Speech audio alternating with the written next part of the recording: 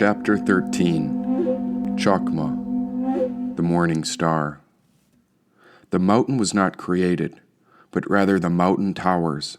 It is and always will be, since God is a divine source of infinite power. This sphere of creation contains 10 Sephiroth. These are states, not places, with names ranging from Kether, Chokhmah, Bina, down to Had and Yesod. But what was the meaning for these names, and who covered them in ancient Hebrew clues? For beside the mountain of God I was so simple, but my simple sight was set on that which was true. Now what are we really, since all of our bodies will die? Ever since I touched the unknowable source, the great lion had blinded my inner eye. Oh, my eyes! What good are eyes for a fool like me? I'd give everything back to the grapevine, because it was the source that allowed me to truly see. I need not a thing. Oh, what on earth did I bring? Traversing down from the peak of the mountain, I appeared in my own inner vision when a small white dog began to sing. Why, yes, a spirit was beside me. This white dog was following in my steps. Both of us were fools as we danced to the edge of a cliff when there were no steps left. And there was something in my arms. I carried a stick with my belongings tied to a sack. I'd become a wandering hooligan with a flower in hand while the rays of the sun shined upon my back. Yes, the source pressed me forward, and this path was like a rhyme. Each step had no care for what lay ahead, since seeing the soul was all I needed to find. Now that white dog began to prance, so I couldn't refuse to dance. And as we trotted down the mountain, a bearded man appeared when I caught his glance. "Who goes there?" asked the man. "Oh, it is not I. This would not be me. We are the soul, the spirit, and all of the light in which we will always be. But if you're referring to this outfit, then I am a fool with a dog who's wandering away, and we seek nothing, so there is nowhere to go and nothing impressive left to say. Simply stated, we are complete, neither dead nor alive. Now watch me leap off this cliff to prove that a fool like me cannot die." "A human spirit? Now how did you make it all the way up here? You're going the wrong way, my precious one. Oh, turn around and go back home to that ancient lion and seer," said the bearded man. I looked down to the dog, who was happy to be alive. Or was this dog dead and preserved just like I? Or was this dog the smart one? Maybe it was I who was following it. Now a halo illuminated this bearded man when his glowing light began to emit. "Did you hear me?" asked the bearded man. "Why, yes, I hear you, but you couldn't have been talking to me. I am one with the source, and so a fool I am, already freed." "Then where are you heading?" he asked. "I go nowhere, since I own nothing and I am no thing. For we simply stumble along, and ever since this dog found me, we go wherever we believe that we belong." "But there is a path. There is a way in which all souls must respect and attend. But I am still so curious as to why you are heading downward from the top of the very end," asked the bearded man. "The end? Why, I believe you must be wrong. This moment is the beginning, and the moment is infinitely long.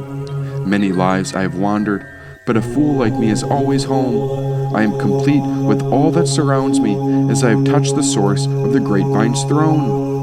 "Then you have come from Kether, but why have you stumbled here? All the humans seek to stay in heaven, and yet you appear as ever so near. Have you stolen this light? Are you a thief in the midst of a great theft? Or are you the hope of the divine family? Are you part of all the light that's left?" asked the bearded man. "The light that's left?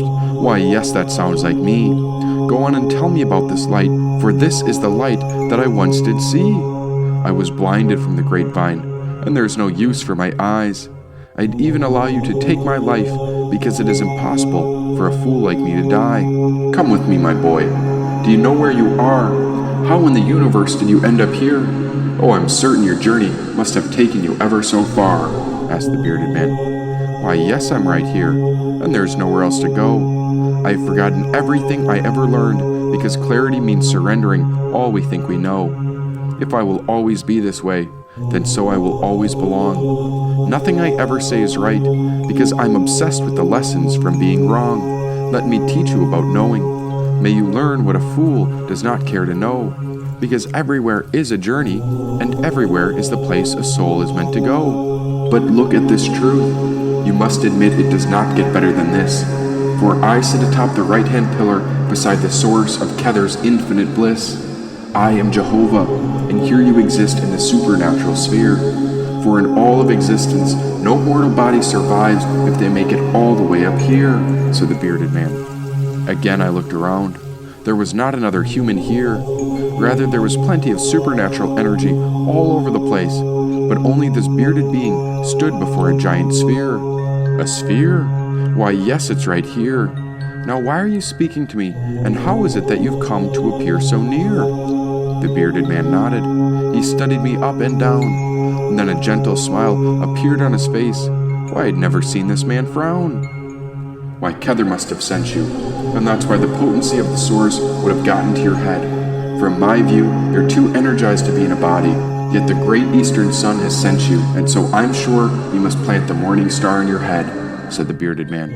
The source said something about a sun between my eyes, but I think it was when I crossed over, back before my body had died. Now tell me something. Could you rattle me a riddle? I'm on my way somewhere, and I think I just came from beyond the top or within the middle. The riddle is where you are. It's the journey you're on, and you can't pass through my sphere until you realize where our wisdom belongs. That's why you've arrived. There's no telling why else you'd be here, and you're too aloof to do any damage, so I reckon you've got nothing to fear. Now, did the source tell you anything? Did it explain why you're on this path? Are you the fool that was sent to rejoin heaven and earth at last? Asked the bearded man. So many questions, and I still hadn't a clue where any answers could be found. The dog and I meandered near the edge of this giant sphere when the bearded man came back around. Listen to me, fool. This is quite the necessary task. I must know if you are the one who was sent, because once you start on this path, you cannot go back, said the man. And where is this way you speak of? Surely I'll go along if only to explore. The grapevine is my path, and the source of this light is all that I live for. But you must hear me out. This path is intense and not for the timid or faint of heart. If you are to begin, I must explain the place from which you will start.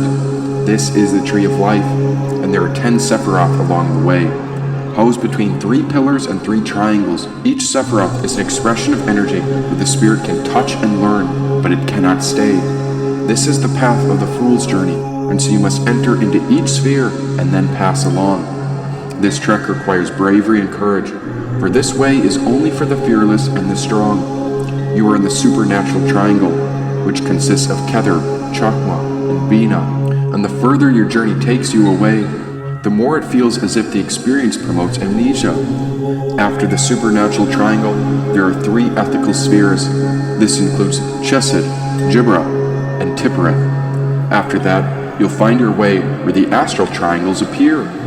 Here you'll approach the final aspects of the Tree of Life, and all energy flows from the source of Kether, which you know as God, and so you'll transcend through Netzach, Had, and Yesod. After all this, you'll be called to find your way back to Earth, as we seek the link that can reconnect the divine back to the land, and so you'll carry this link of light all the way down, and that is the plan, said the bearded man. I looked down at the dog.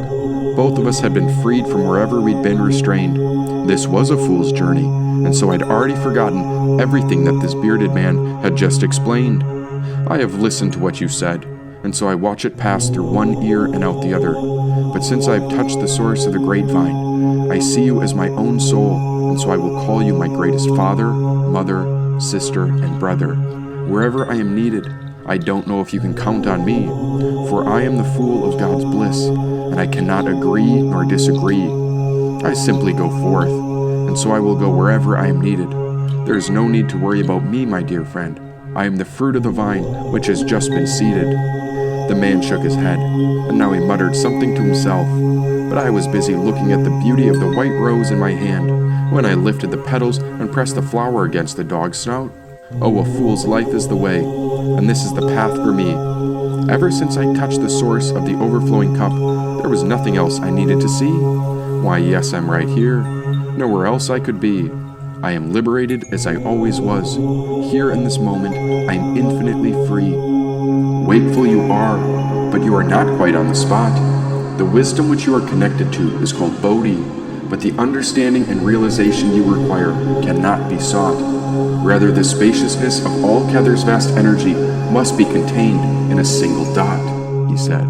Again I spaced out when the man's hands began to press pure potential together and shape the light like clay. A sun was rising beyond me in the overflowing cup. Good morning, my friend. Now the bearded man's hands compressed this potential together as if the sun might burst through his grip. The qualities of the sun contain gentleness and fearlessness, and so I must plant the center of the sun within your head. This will bring a natural intelligence as to how you'll organize this new world. Your attention will be centered rather than allowing your wakefulness to be disproportionately spread. Your life requires a sense of structure. Just as any temple has its pillars, windows, and walls, this will be the quality of having a container for this wisdom to reside in. And after I plant this in your mind, both your eyes will act as two great halls, said this great one. I watched in excitement, as this was nothing a mortal man could ever know. And so the white dog and I witnessed a miracle take shape when the source in his hands began to sparkle and glow. Yes, the bearded man held it. Why, this was the divine Lord of God. At the right hand of mercy, this Father molded a separate ray from the source where a path grew like a lightning rod. Let there be light. This is the Bodhi of the great vine, the innermost light of God's perfection. And so I plant the morning star within your mind, central between your eyes. Kether has been sowed within your head. Carry this connection down from the source, and the energy of a separate thread will soon spread, woven through all. This is your link back home. All that's left is the journey, my dear son. May you shine and grow, he said.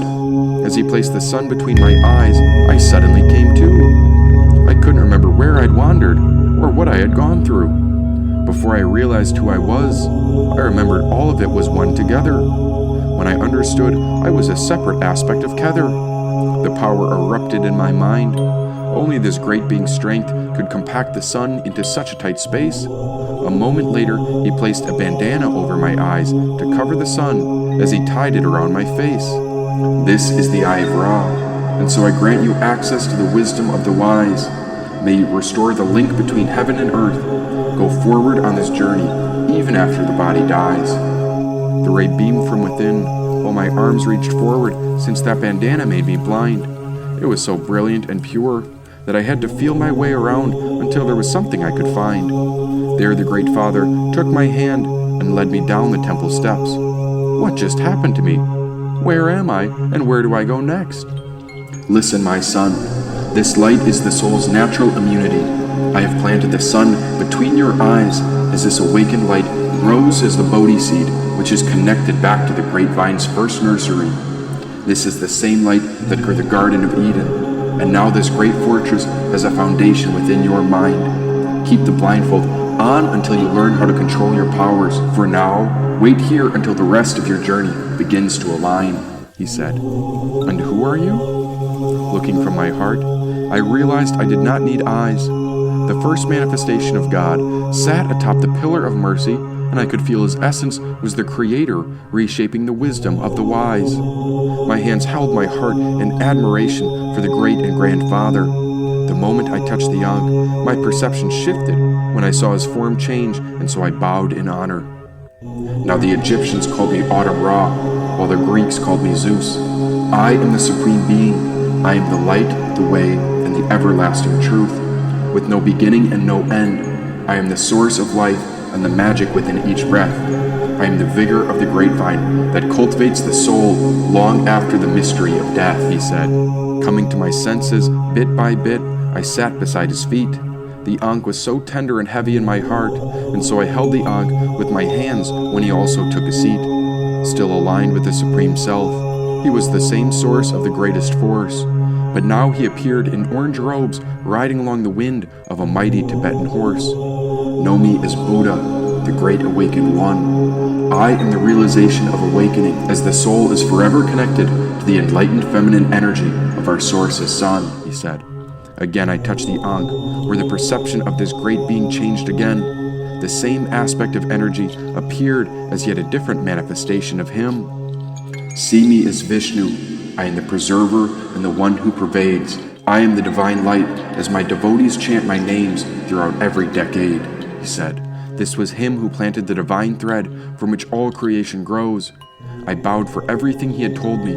It is through him that all wisdom is exposed. And what should I do now? Purify and wait for grace, he said. Sitting at the last step of the high temple, I felt nature upon my toes. This was a holy place I had always been connected to, but I'd never quite known. My mind was back into who I thought I was, but what exactly had I just been told? One more thing, said the Great One, turning around. This light is sacred. It is the most potent source of all energy ever created. Whoever you choose to share it with will also be blessed, and so the essence of their path will also be initiated and consecrated. Holy and divine, the light is infinite as it spreads. This light you carry has the power of 1 billion suns, and it is woven throughout all beings as separate threads. This light is not something to keep for yourself, but rather in time it must be shared so that more light can grow. Like seeds coming to bloom, we must plant this light in the eyes of many so that more pure seeds can be sowed.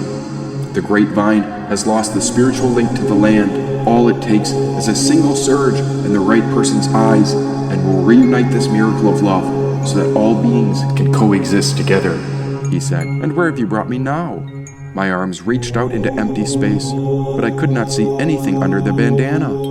There was nothing but the edge of this land to touch, and that's when I first felt the divine woodlands panorama. You will enter into the spiritual forest.